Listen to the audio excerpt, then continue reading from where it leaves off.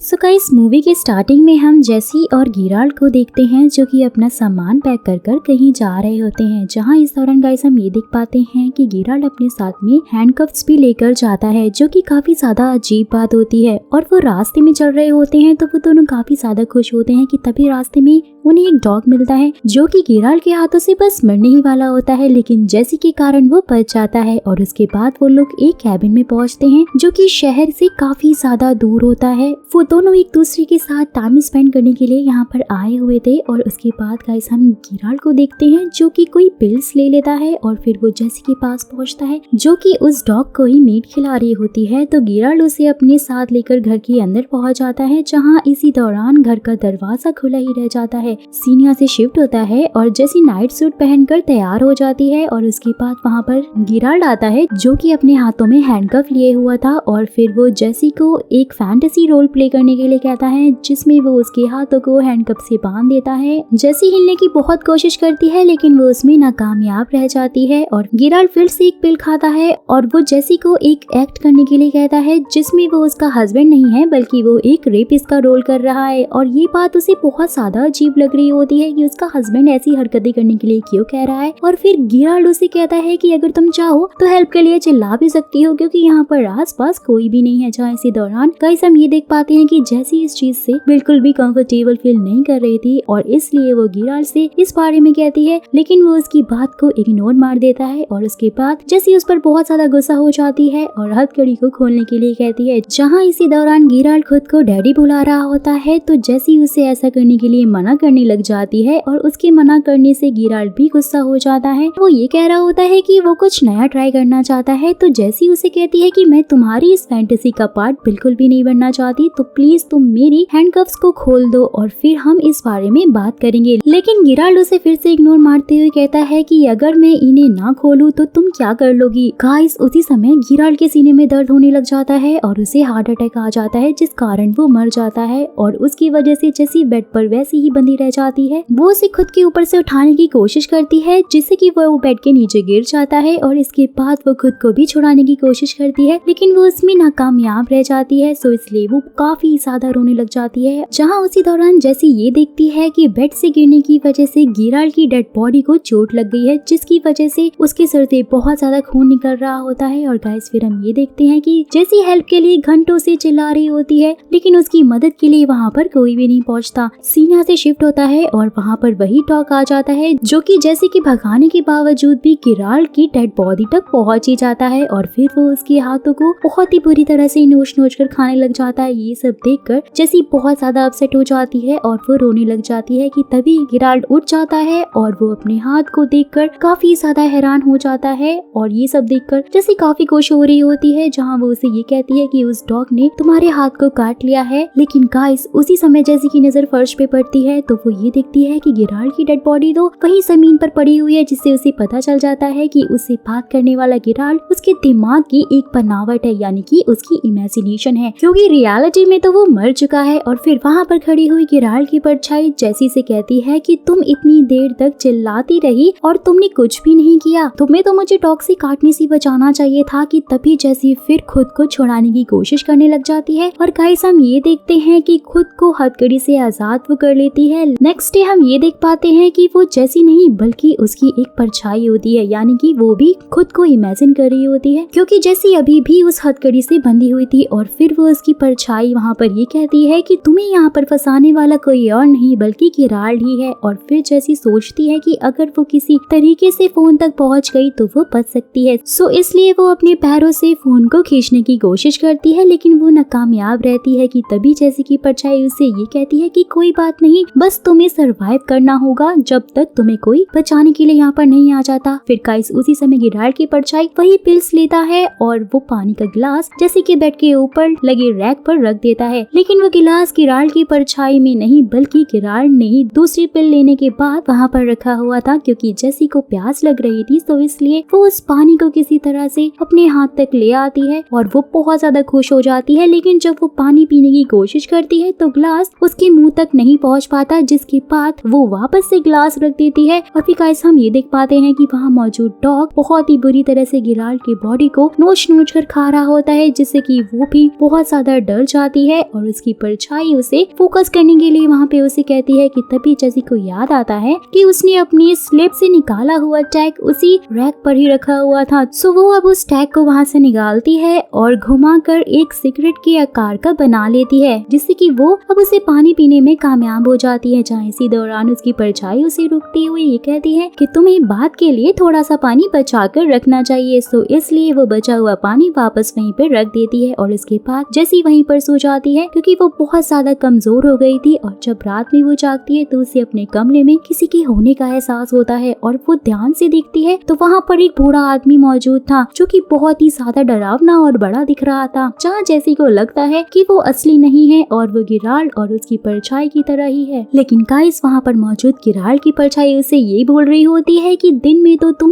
बची हुई थी और तुम्हें सिर्फ डॉग का ही सामना करना पड़ा, लेकिन रात में तुम बिल्कुल ही अकेली हो। और ऐसे अंधेरे में मूनलाइट मैन भी आता है और उसे देखकर लोग डर से ही मर जाते हैं, क्योंकि मौत भी उसी की तरह ही दिखाई देती है। ये सब कुछ सुनकर जेसी कहती है कि ये असली नहीं है, तो गिराल्ड की परछाई उसे ये कहती है कि अगर ऐसा है तो डॉग डर कर क्यों नहीं भाग रहा है यहाँ से। और ये सब कुछ सुनकर जेसी और भी ज्यादा डर जाती है, क्योंकि उसे लगता है कि वो मॉन्स्टर उसके बेड के नीचे ही छुप गया है। कि तभी उसे एक आदमी की परछाई दिखाई देती है और उससे वो ये कहता है कि तुम सो जाओ तो तुम्हें कोई भी परेशान नहीं करेगा। सीन यहाँ से शिफ्ट होता है और हम एक फैमिली को देखते हैं, जिसमें मौजूद लेडी अपने हस्बैंड से अपनी बड़ी बेटी की शिकायत कर रही होती है कि उसकी हरकतें बिल्कुल भी नॉर्मल नहीं है। फिर जब वो लड़की अपने डैड के साथ में होती है तो फिर उसी समय उसका डैड उसकी तरफ अट्रैक्ट होने लग जाता है और जहाँ वो उसे मोलेस्ट करने लग जाता है। और गाइस फिर हमें ये पता चलता है कि ये सब कुछ जेसी अपने सपने में देख रही होती है, जिससे कि अब उसकी नींद खुल जाती है। और इसी समय हम ये देख पाते हैं कि उसके हाथ बंधे हुए होने की वजह से वो पूरी तरह से काले पड़ चुके थे, जिससे कि उसे बहुत ज्यादा दर्द हो रहा था। सो इसलिए वो काफी ज्यादा रोने लग जाती है। और उसके बाद गाइस हमें ये पता चलता है कि वो छोटी लड़की कोई और नहीं बल्कि जेसी ही थी, जिसके डैड ने उसे बचपन में मोलेस्ट किया था। सो इसलिए वो रेप फैंटेसी करने के लिए काफी ज्यादा डर रही होती है। लेकिन गिराल्ड की परछाई इस बात से काफी ज्यादा नाराज होती है कि शादी के बाद भी जेसी ने कभी भी उससे इस बात का जिक्र ही नहीं किया था। तो जेसी उससे कहती है कि इन सब बातों का हमारे रिलेशनशिप से तो कोई मतलब ही नहीं था और वो सब सिर्फ मेरा एक पास था। सो इसलिए मैं उसे भूलना चाहती थी और इसलिए मैंने तुम्हारे साथ में ये सब कुछ डिस्कस नहीं किया। फिर गिराल्ड की परछाई जेसी को डराने की बहुत ज्यादा कोशिश करती है कि रात होने वाली है। सो इस बार फिर से मूनलाइट मैन यहाँ पर आएगा और इस बार फाइनली वो तुम्हें लेकर यहाँ से चला जाएगा। तो जेसी उसे ये कहती है कि वो असली नहीं है और वो तुम दोनों की तरह ही नकली है। जहाँ फिर वो फर्श पे बने पैरों के निशान को देखती है कि अगर वो असली नहीं है तो ये पैरों के निशान यहाँ पर कहाँ से आए। और ये सब कुछ देखकर वो बहुत ज्यादा डर जाती है। जहाँ गिराल्ड उससे ये कहता है कि जब तुम मर जाओगी तो वो तुम्हारी वेडिंग रिंग लेकर जाएगा। और ये सब कुछ सुनकर जेसी डरने की वजह से अपनी आंखें बंद कर लेती है। जहाँ उसी समय जेसी को ये महसूस होता है कि कोई उसका पैर चाट रहा है, जिससे कि वो जाग जाती है और वहाँ पर वही डॉग होता है। सो जेसी अब उसे मारने की कोशिश करती है, जिससे कि वो उसे भी काट लेता है। लेकिन जेसी के मारने की वजह से वो डॉग फिर से गिराल्ड की बॉडी को नोच कर खाने लग जाता है। कि तभी गिराल्ड की परछाई उसके पास आती है और वो उससे कहती है कि वो डॉग फ्रेश मीट के लिए फिर से तुम्हारे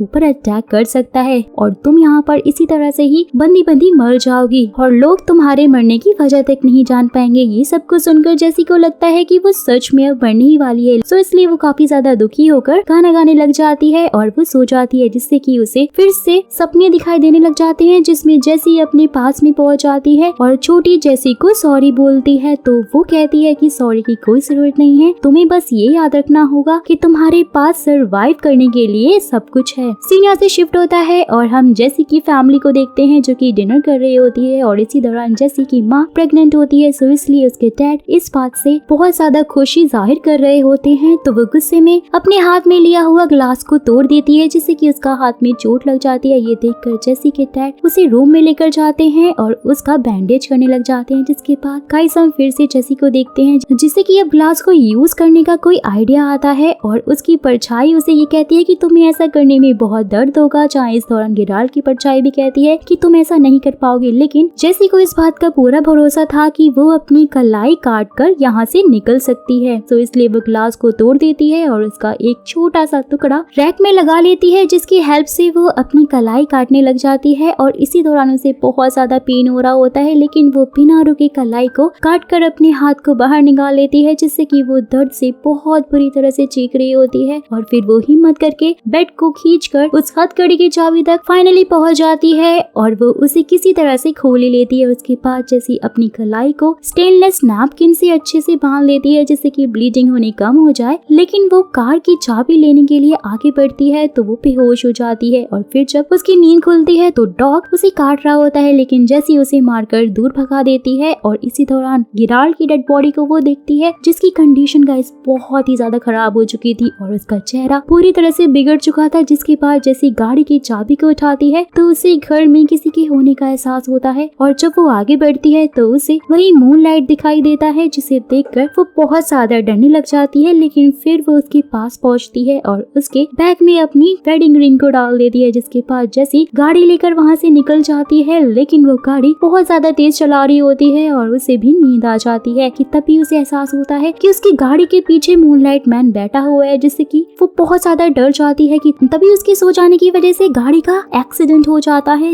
लेकिन अब जैसी शहर में पहुंच चुकी होती है और अभी तक वो जिंदा होती है, सो इसलिए जब पास के कैबिन के लोग एक्सीडेंट की आवाज सुनकर बाहर निकलते हैं तो जैसी जोर से गाड़ी का हॉर्न बजाती है, जिससे कि वो लोग उसकी तरफ आने लग जाते हैं। लेकिन वो गाड़ी से निकलते ही बेहोश हो जाती है। सीन यहाँ से शिफ्ट होता है और हम ये देखते हैं कि जैसी बच गई है और वो ठीक ठाक है, जहाँ इसी दौरान वो अपने उसी चोट लगे हुए हाथ से छोटी जैसी को लेटर लिख रही होती है। हाथ अभी भी उसका दर्द हो रहा होता है। वो लेटर में ये बता रही होती है कि वो अब बच गई है, तो उसकी रिपोर्ट के हेल्प से पुलिस ऑफिसर के साथ साथ बाकी लोग भी जान गए हैं कि उसे एमनेशिया की प्रॉब्लम है, जिस कंडीशन से वो बचकर वापस आई है। सो इसलिए जैसी को उसका इंश्योरेंस भी मिल गया है और उसकी लाइफ पहले की तरह ही नॉर्मल हो गई है। लेकिन उसके लिए ये अब भी नॉर्मल नहीं था, क्योंकि उसे रात में अब भी मूनलाइट मैन दिखाई देता है, जिससे कि वो बहुत ज्यादा डरी हुई रहती है। और यहाँ पर गाइस हमें ये भी पता चलता है कि पुलिस ऑफिसर को उसकी वेडिंग रिंग अभी तक नहीं मिली है, और जिस बात से वो बहुत ही ज्यादा हैरान होती है। और फिर हम ये देख पाते हैं कि जैसी के डैड भी बचपन में उसे हथकड़ी पहनाई थी उन्होंने, और इसलिए वो हथकड़ी से बहुत ज्यादा डरती थी। सो अब जैसी इंश्योरेंस के पैसे मिलने के बाद एक फाउंडेशन स्टार्ट करती है, जिसमें उसी की तरह लड़के लड़के को रखा जाता है जिन्होंने अपनी लाइफ में बहुत टफ सिचुएशन सहन की होती हैं। और वहाँ जैसी उन्हें अपनी स्टोरी सुनाया करती है, क्योंकि उसे लगता है कि इस स्टोरी से बच्चों को काफी ज्यादा हेल्प मिलेगी। और सीन यहाँ से शिफ्ट होता है और 6 महीने बाद जैसी न्यूज़पेपर में रायमंड एंड्रयू नाम के किसी आदमी की पिक्चर को देखती है, जो कि बिल्कुल मूनलाइट मैन की तरह ही दिख रहा होता है। लेकिन वो एक सीरियल किलर होता है और वो लोगों की कब्र को खोदकर उनके गहने और उनकी हड्डियां चुराया करता था। जहाँ उसे न्यूज़पेपर से ये भी पता चलता है कि वो आदमियों की लाशों के चेहरों को खाता था। सो इसलिए जब जैसी के घर वो आया था तो उसने जैसी को नुकसान नहीं पहुंचाया था, इसलिए उसने गिराल्ड के फेस को बहुत ही बुरी तरह से काट लिया था। साथ ही जो पैरों के निशान फर्श पे पड़े हुए थे वो किसी और के नहीं बल्कि रायमंड के ही थे। जहां पुलिस ऑफिसर ने उसे पकड़ लिया होता है, सो इसलिए जैसी उसके सजा के समय कोर्ट में पहुंचती है, जहां पर रायमंड को वो देखती है तो वो काफी ज्यादा डर जाती है कि तभी उसे रायमंड में अपने डैड दिखाई देते हैं। तो वो उनसे कहती है कि तुम पिछली बार से काफी ज्यादा छोटे हो, और फिर वो वहाँ से चली जाती है। और यहीं पर गाइस इस मूवी का द एंड हो जाता है। सो आई होप कि आपको मेरा एक्सप्लेनेशन और साथ ही ये वीडियो अच्छा लगा हो तो फटाक से लाइक कीजिएगा, और अगर चैनल पे नए हैं और ऐसी इंटरेस्टिंग वीडियोस का लुत्फ उठाना चाहते हैं तो फटाक से चैनल को सब्सक्राइब भी कर दीजिएगा। मेरी मुलाकात होगी आपसे एक ऐसी इंटरेस्टिंग वीडियो के साथ। तब तक के लिए take care and bye bye.